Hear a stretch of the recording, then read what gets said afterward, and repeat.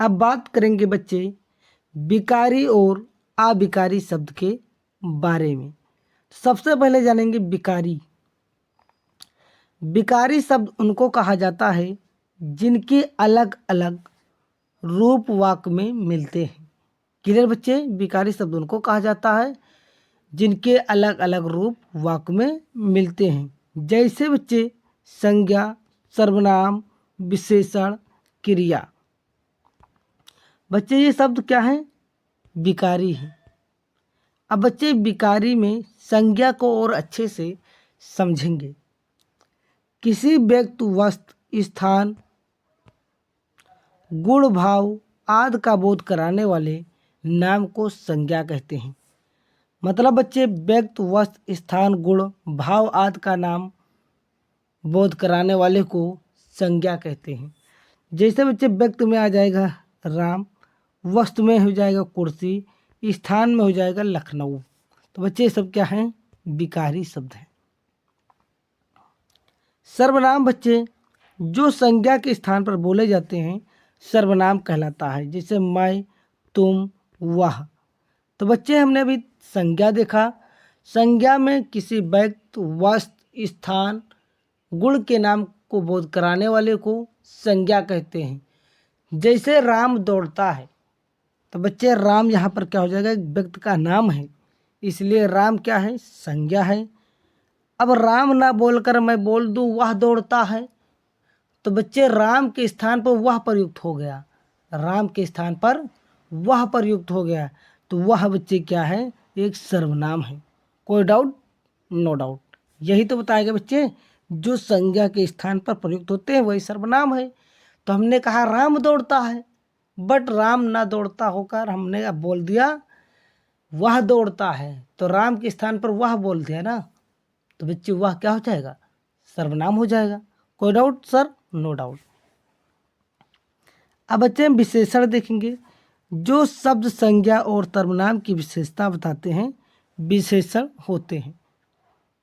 जैसे राम अच्छा लड़का है, हमने कहा राम अच्छा लड़का है, मतलब राम की विशेषता बता रहा हूँ। राम क्या है? अच्छा है। वह बहुत अच्छा है, हम उसकी विशेषता बता रहे हैं, मतलब सर्वनाम की। अभी तक राम था तो संज्ञा था, अब वह कह दिया तो सर्वनाम हो गया। और वह बहुत अच्छा है, तो बच्चे उसकी विशेषता बता रहा हूँ अच्छे की। कोई भी दिक्कत बच्चे? बच्चे क्रिया क्या है? पढ़ना, लिखना, धोना, नहाना, ये सब क्या बच्चे? क्रिया है। तो बच्चे विकारी आपको समझ में आ गया होगा। तो बच्चे संज्ञा, सर्वनाम, विशेषण, क्रिया ये सब विकारी है, और इसके अंतर्गत जो कुछ भी आता है ये सब बच्चे क्या हैं? विकारी हैं। जैसे किसी के नाम आ गया, वह आ गया, ये सब विकारी माने जाएंगे। सर अब इस पर हम क्वेश्चन कर लेते हैं।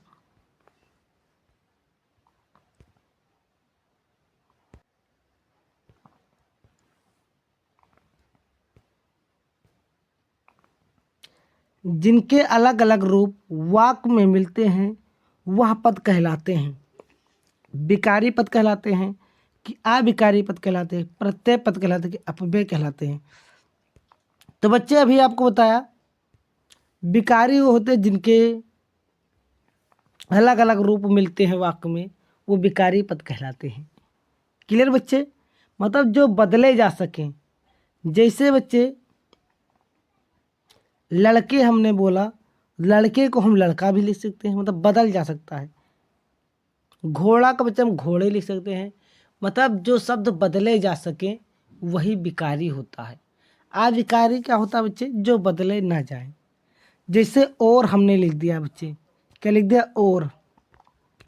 बच्चे और को हम बदल सकते हैं? नहीं, और को तो हम और ही लिखेंगे। और जिससे बच्चे हम घोड़े लिखें, घोड़े को हम एक घोड़ा है तो घोड़ा लिख देंगे। तो बच्चे ये बदला जा सकता है ना, बट ये और नहीं बदला जा सकता है। तो यहाँ पर भी आपको अच्छे से समझा दिया। अब बच्चे पूछ लिया है निम्नलिखित में सर्वनाम है, तो बच्चे काला कि छोड़ा कि लड़का कि वह। तो बच्चे लड़का तो एक सर्वनाम है, बच्चे लड़का तो एक संज्ञा है। सॉरी, लड़का क्या है? एक संज्ञा है। काला क्या है, विशेषता है, बता रहा है, मतलब विशेषण है। छोड़ा क्रिया है, छोड़ना। अब बच्चे फिर सर्वनाम क्या हो जाएगा, वह, जो संज्ञा के स्थान पर बोले जाते हैं। बट ये किस में आता है, विकारी में। कोई डाउट सर, नो डाउट। अब बच्चे हम अविकारी देखेंगे। अविकारी तो और आसान है। अविकारी का दूसरा नाम अव्यय भी है। बच्चे बहुत इंपॉर्टेंट है अव्यय। अविकारी का दूसरा नाम अपव्यय भी है।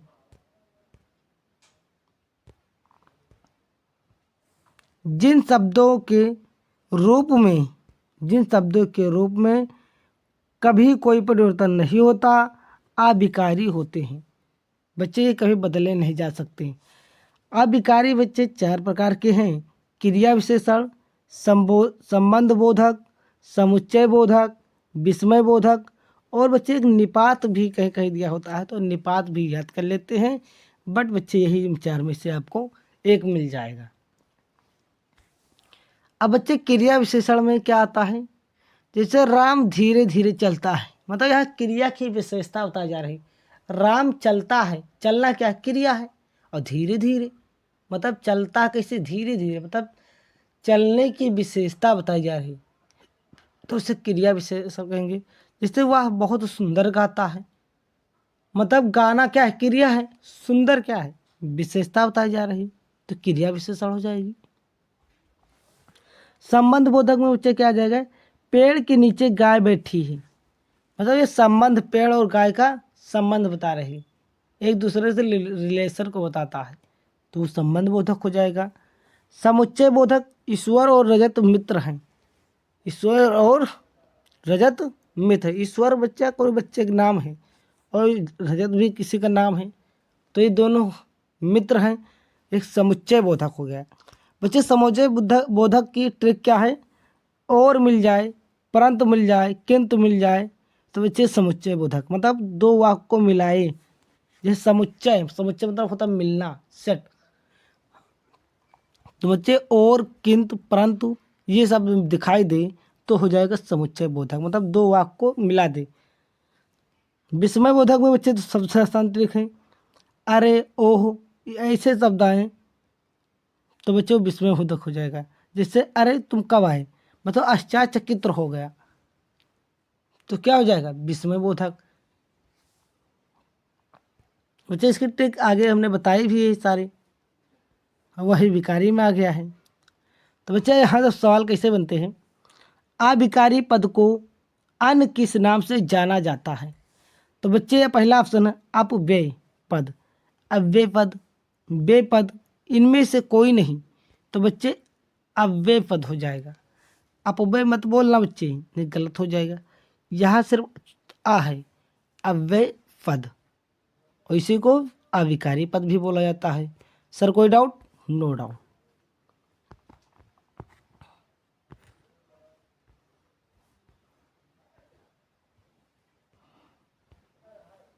स्थानवाचक क्रिया विशेषण है, स्थानवाचक, तो बच्चे प्रतिदिन है ऑप्शन में, बहुत, स्वयं, तो स्थान के बारे में कौन बता रहा, तो आसपास, आसपास ये स्थान खाली है लोग कहते भी हैं, तो आसपास क्या है, एक स्थान बोधक है। अविकारी शब्द है, अविकारी शब्द, बच्चे आपको ऐसे भी ध्यान रखना, अविकारी कभी बदला नहीं जा सकता है, विकारी को हम बदल सकते हैं। तो बच्चे इंद्र, इंद्र तो किसी का नाम ही तो संज्ञा है, और संज्ञा तो बच्चे विकारी में आता है। गाय किसी का नाम है, संज्ञा है, ये तो किस में आता है बच्चे, विकारी में आता है। आप सर्वनाम है, तो बच्चे ये भी विकारी में आता है। तो बच्चे ये यथासंभव, और यथासंभव को हम बदल भी नहीं सकते हैं। जैसे गाय को बच्चे तो हम बदल सकते हैं, गाय को गाये लिख सकते हैं, तो यथासंभव क्या हो जाएगा, अविकारी। अगर आपको कंसेप्ट क्लियर है बच्चे, तो कोई भी क्वेश्चन आएगा, हम पढ़ाए हो या ना पढ़ाए हो, आप आसानी से बना सकते हैं। मेन मुद्दा बच्चे है आप कंसेप्ट को समझते चलें। विकारी पद नहीं है। अब बच्चे 3 विकारी होंगे, एक नहीं होगा, तो बच्चे यहाँ पर गाय, गाय एक संज्ञा है, तो ये तो विकारी है। सभा भी एक विकारी है, एक नाम है। सभा का हम सभाएँ भी लिख सकते हैं, इसे भी समझ सकते हो। रमेश एक नाम संज्ञा है। तो बच्चे विकारी पद कौन सा? प्रतिदिन। ये अविकारी है। कोई doubt sir? No doubt.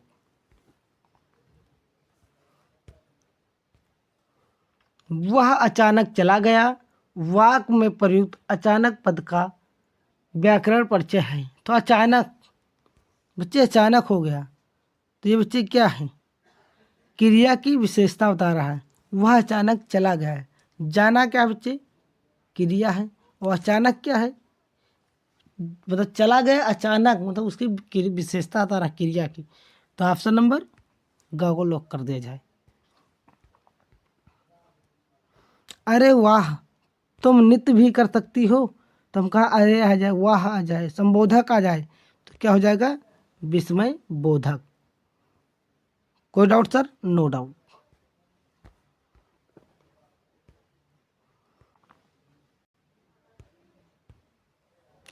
Rohan यहाँ नहीं आया था। बच्चे जो अंडरलाइन है इसके बारे में बताना है। यहाँ को, यहाँ क्या है?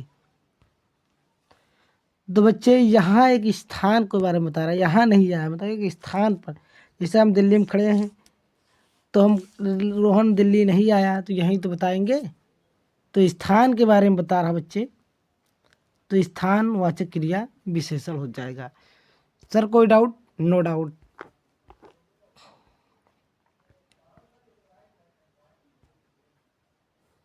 प्रातः काल घूमने जाया करो ताकि स्वास्थ्य ठीक रहे। तो हमने बच्चे अभी आपको बताया, अगर और आ जाए, परंतु आ जाए, ताकि आ जाए, किंतु आ जाए, तो बच्चे वहाँ पर क्या हो जाएगा? समुच्चय बोधक, मतलब वाक्य को जोड़ रहा है।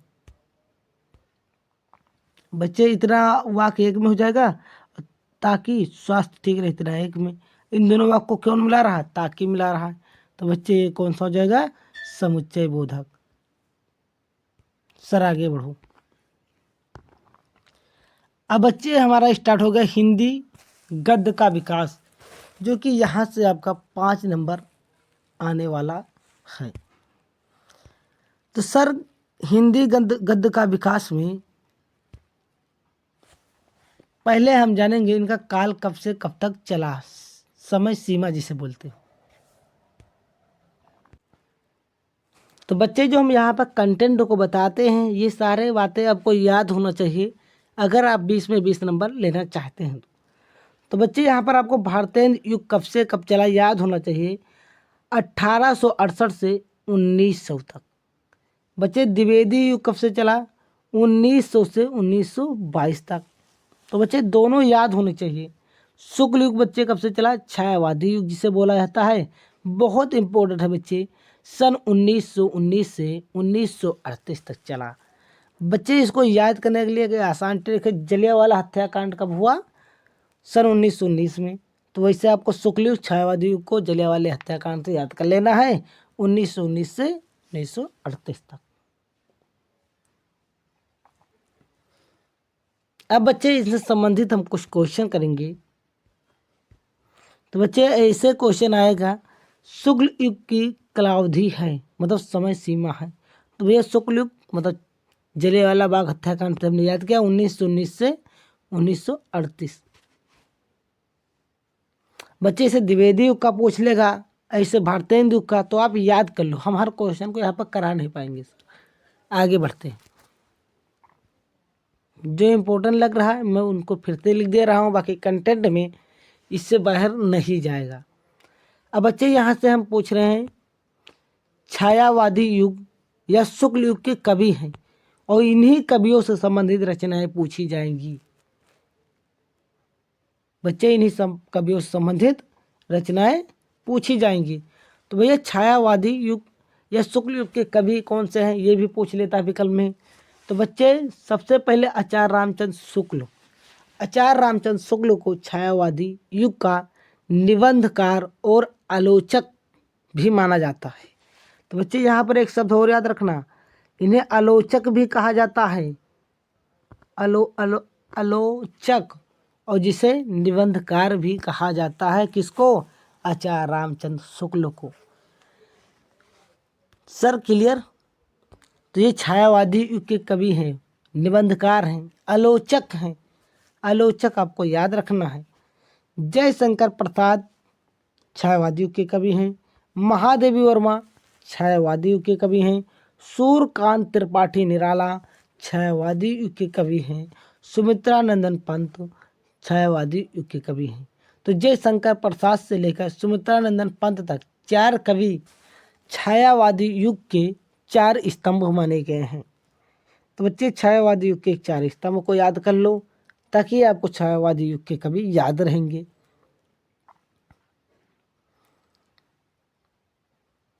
बच्चे प्रेमचंद छायावादी युग के कवि हैं। माखनलाल चतुर्वेदी छायावादी युग के कवि हैं। गुलाब राय बच्चे छायावादी युग के कवि हैं। आचार्य हजारी प्रसाद द्विवेदी भी छायावादी युग के कवि हैं। पांडे बेचन शर्मा उग्र छायावादी कवि। तो बच्चे इन्हीं से संबंधित रचनाएं पूछी जाएंगी। बच्चे जयशंकर प्रसाद और प्रेमचंद से एक रचना 100% पूछी जाएगी। तो बच्चे हम पहले जयशंकर प्रसाद के रचना को देख लेते हैं। तो बच्चे स्कंदगुप्त हो गया, अजातशत्रु हो गया, चंद्रगुप्त, ध्रुव सामनी, एक घूट, जनमज्ञ का नाक यज्ञ। तो बच्चे ये क्या है? जयशंकर प्रसाद के नाटक हैं।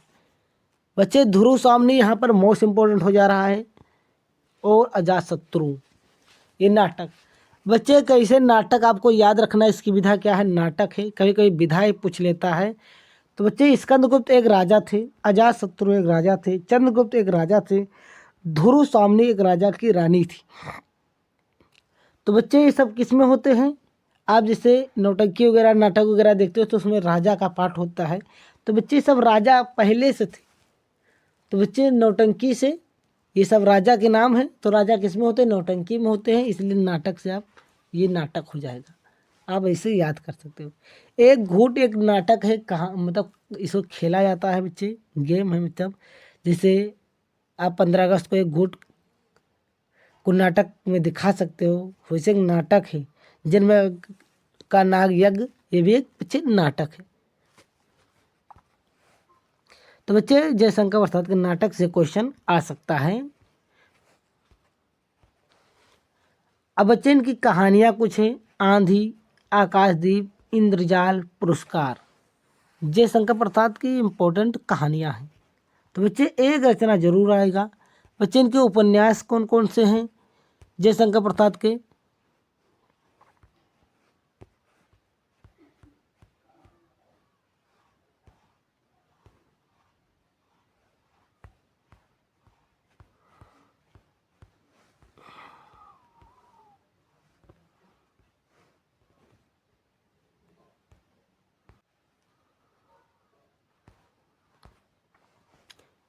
कंकाल, तितली, इरावती, आपूर्ण, बच्चे इनके उपन्यास हैं। सर इनको याद कर लीजिएगा। अब बच्चे यहाँ से एक इम्पोर्टेंट रचना है कामायनी, जयशंकर प्रसाद के एक महाकाव्य है। मोस्ट इम्पोर्टेंट बच्चे है कामायनी। अब बच्चे प्रेमचंद की रचनाओं की बात करते हैं। प्रेमचंद को एक उपन्यासकार के रूप में भी जाना जाता है। तो बच्चे गोदान, गबन, सेवा सदन, कर्मभूमि, रंगभूमि, बच्चे सब क्या है? प्रेमचंद जी के उपन्यास है।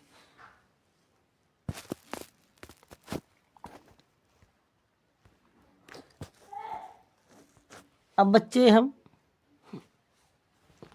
महादेवी वर्मा के बारे में बात करेंगे।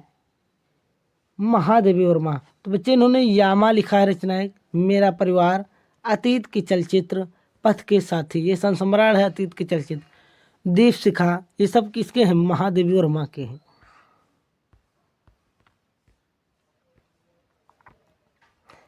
अब बच्चे यहाँ पर कुछ इम्पोर्टेंट बातें हैं, इनको जरूर आप याद रखिएगा। शुक्ल युग के निबंधकार माने जाते हैं।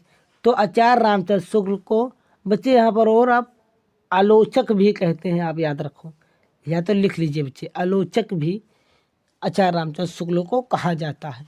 शुक्ल युग के इतिहासकार बाबू गुलाब राय हैं बच्चे। शुक्ल युग का नामकरण किस विद्वान के नाम पर किया गया? मतलब शुक्ल युग कैसे आया? आचार्य रामचंद्र शुक्ल, हमने पहले कभी लिखाया भी है, आचार्य रामचंद्र शुक्ल हैं, शुक्ल युग के पहले कवि। शुक्ल युग के अन्य नाम क्या है बच्चे? इसे छायावादी युग कहा जाता है। प्रेमचंद इसमें मुख्य है, इसलिए प्रेमचंद युग भी कहा जाता है। जयशंकर प्रसाद युग भी मुख्य है, इसलिए जय प्रसाद युग भी कहा जाता है। इसी कारण है कि इनसे क्वेश्चन जरूर बनते हैं। बच्चे रस मीमांसा के लेखक हैं, रस मीमांसा के लेखक हैं आचार्य रामचंद्र शुक्ल, कि गुलाब राय, कि भगवत शरणोपाध्याय, कि जयप्रकाश भारती। तो आचार्य रामचंद्र शुक्ल। बच्चे हमने जितने छायावादी कवि लिखाए इनसे ही संबंधित रचना पूछी जाएगी।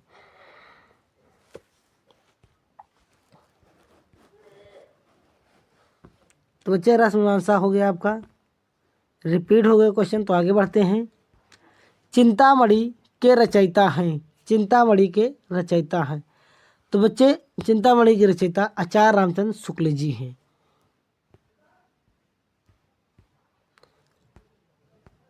अपनी खबर आत्मकथा के लेखक हैं। तो बच्चे अपनी खबर आत्मकथा के लेखक पांडे बेचन शर्मा उग्र हैं। बाणभट्ट की आत्मकथा, बाणभट्ट की आत्मकथा की रचनाकार हैं। तो बच्चे जयशंकर प्रसाद हैं, कि हजारी प्रसाद द्विवेदी हैं, कि धर्मवीर भारती हैं, कि श्याम सुंदर दास हैं। तो इसका राइट आंसर क्लिक किया जाए तो इसका राइट आंसर हो जाएगा हजारी प्रसाद द्विवेदी। सर आगे बढ़ते हैं।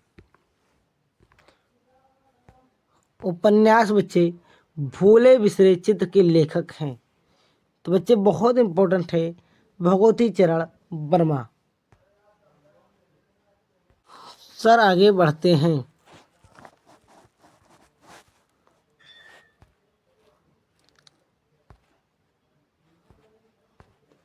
गुलाब राय द्वारा रचित आत्मकथा कौन सी है?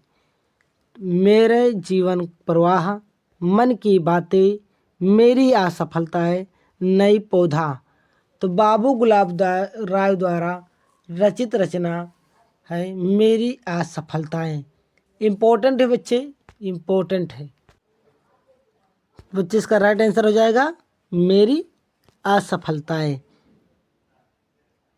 सर आगे बढ़ते हैं। अर्धनारीश्वर के लेखक हैं। तो बच्चे इसका राइट आंसर हो जाएगा विष्णु प्रभाकर।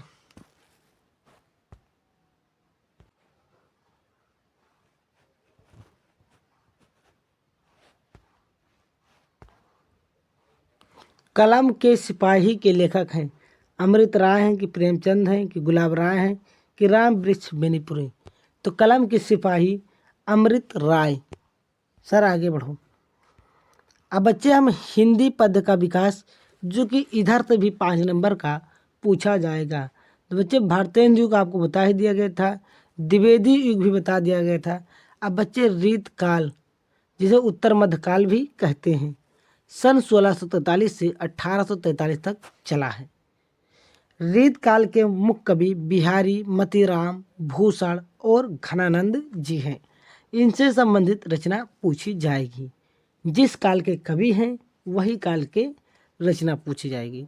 तो आप में रीत काल यहाँ मुख्य है, बाकी ये दोनों क्वेश्चन याद रखना है। अब बच्चे रीत काल की कालावधि है। तो बच्चे अभी बताया गया इसमें दोनों 43 हैं, 1643 से 1843। आप देख सकते हो बच्चे 43 देखो लास्ट में, लास्ट में वही आपका रीत काल हो जाएगा। तो इससे आसान और नहीं किया जा सकता। तो बच्चे 1643 से और 1343 वाला होगा, 1843 से 1643 से 1843। एक बार फिर से बच्चे दिखा देते हैं। हाँ 1843। तो ऑप्शन नंबर ए को लॉक कर दिया जाए, ऑप्शन नंबर ए को क्लिक कर दें। आगे बढ़ते हैं। अब बच्चे हम देखेंगे प्रगतवादी युग, प्रगतवादी युग। तो बच्चे प्रगतवादी युग भी बहुत इंपॉर्टेंट है। समय सीमा है 1936 से 1943। मतलब बच्चे देश हमारा आज़ाद नहीं हुआ था। हमारा देश कब आज़ाद हुआ? 1947। तो आपको याद करना उससे पहले की बात है, 1936 से 1943। प्रगतवादी युग के कवि कौन थे उस समय? केदारनाथ थे, रामविलास शर्मा थे, नागार्जुन थे। और प्रगतवादी युग की विशेषताएं भी पूछी जाती है। तो मानवतावादी प्रवृत्ति थे, के लोग थे, विद्रोह की भावना थी, ईश्वर के प्रति अनास्था की भावना थी। मतलब आज़ादी से पहले लोग ईश्वर को नहीं मानते थे, लड़ाई की भावना बहुत थी, मानवतावादी की प्रवृत्ति ये थी। तो बच्चे ये 3 पॉइंट आपको याद रखना है प्रगतिवादी युग से। क्वेश्चन यहाँ से बच्चे बनेंगे। प्रयोगवादी युग की समय सीमा क्या है बच्चे? 1943 से 1953। तो प्रयोगवादी युग के कवि हैं, अज्ञे हैं बच्चे, इन्हें जनक भी माना जाता है प्रयोगवाद का। और धर्मवीर भारती हैं और गिरजा कुमार माथुर हैं, मुक्तिबोध हैं। बच्चे प्रयोगवादी में प्रयोग बहुत किए गए थे, खोज बहुत की गई है। तो मतलब क्या बच्चे? विज्ञान शब्द जैसे बिंबों, प्रतीकों, नवीन उपमानों का प्रयोग किसमें हुआ बच्चे? प्रयोगवादी में। इसकी विशेषता है। इसमें बच्चे जब खोज की तो निराशा हुआ, नास्ता हुआ, और अहंकारवाद था, अहमवाद था, व्यक्तवाद था, यथार्थवाद था। बहुत इंपॉर्टेंट बच्चे हैं, तो इनसे संबंधित क्वेश्चन पूछे जा सकते हैं। तो बच्चे आपको जो कंटेंट कराए जा रहे हैं, अगर ये आपको क्लियर है तो आप क्वेश्चन को कर ले जाओगे। अब बच्चे यहाँ पर छायावाद युग की एक विशेषता आपको जरूर याद रखना है, श्रृंगार और प्रेम वंदना है बच्चे, इम्पोर्टेंट। बच्चे यहाँ तार तक का प्रकाशन वर्ष आपको याद रखना है। प्रथम वर्ष में प्रथम प्रकाशन तार तक का प्रथम प्रकाशन वर्ष 1943 है। बच्चों आपको ये याद रखना है, तार सप्तक का प्रकाशन वर्ष 1943। और द्वितीय बच्चे कब है तार सप्तक का प्रकाशन वर्ष? तो बच्चे 8 ऐड कर दो, 51 आ जाएगा। तृतीय कब है बच्चे? इसी में 8 ऐड कर दो तो 1959 हो जाएगा। अगर बच्चे इसमें 20 ऐड कर देंगे तो चतुर्थ 1979। तो बच्चे आपको इस तरह याद रहेगा। बच्चे एक याद कर लिया, उसमें 8 याद करो, द्वितीय बता दोगे।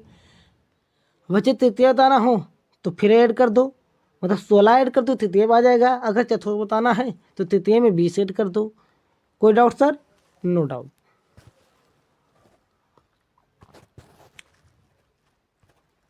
अब बच्चे यहाँ पर एक मुख्य रचना है, प्रिय प्रवास की रचना है। प्रिय प्रवास रचना है किसकी बच्चे? अयोध्या सिंह हरिओध की। कोई डाउट सर? No doubt. तो बच्चे जितने कंटेंट हम कराए हैं उनको जरूर याद रखना है।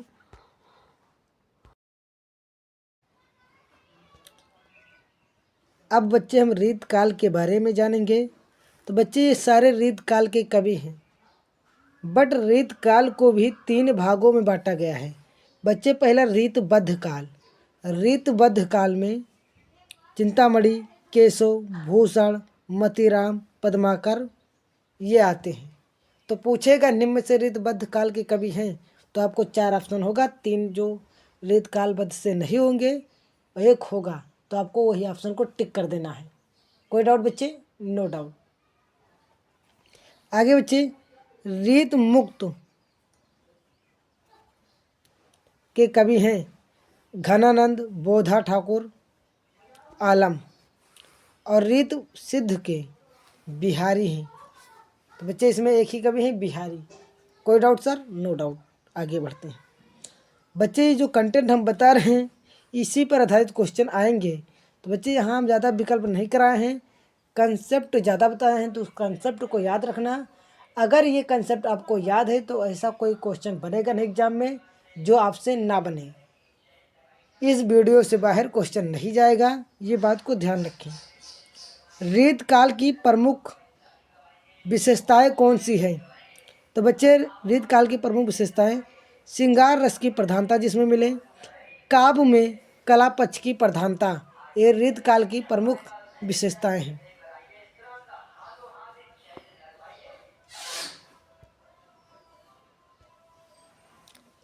लोकायतन के रचनाकार हैं। बच्चे लोकायतन के रचनाकार पूछा है। तो बच्चे लोकायतन के रचनाकार सुमित्रानंदन पंत हैं। इम्पोर्टेंट है बच्चे, सुमित्रानंदन पंत। सर आगे बढ़ते हैं। दीप शिखा काव्य संग्रह के रचनाकार हैं, तो दीप शिखा काव्य संग्रह के रचनाकार हैं महादेवी वर्मा। तो ऑप्शन नंबर डी को क्लिक किया जाए। राम की शक्ति पूंजा, राम की शक्ति पूंजा सूर्यकांत त्रिपाठी निराला की रचना है।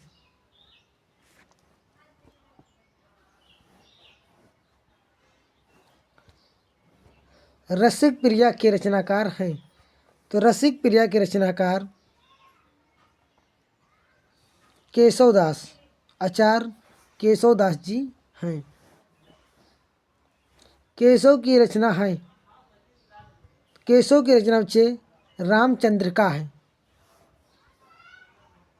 आधुनिक काल की समय अवधि आपको बताया गया था, आधुनिक काल की 1843 से वर्तमान तक। नई कविता की प्रमुख विशेषता है, तो भैया बच्चे नई कविता की प्रमुख विशेषताएं हैं, तो भैया यहाँ पर हो जाएगा बौद्धिकता की प्रधानता, बौद्धिकता की प्रधानता। बच्चे आपको यहाँ पर ये भी याद रखना है, नई कविता प्रयोगवादी युग से विकसित हुई है, नई कविता प्रयोगवादी युग से। अगर ये ऑप्शन में नहीं रहेगा तो प्रयोगवादी वाला ही ऑप्शन मार देंगे। कोई डाउट बच्चे? No doubt.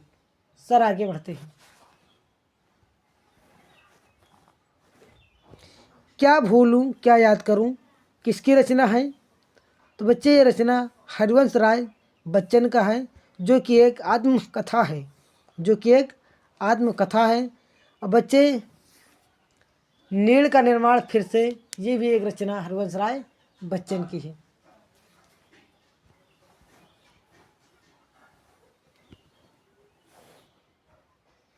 साकेत महाकाव्य की रचना है, तो बच्चे इसका राइट आंसर हो जाएगा मैथिली शरण गुप्त। तो बच्चे आपके 112 बहुविकल्पीय प्रश्न कराए गए हैं।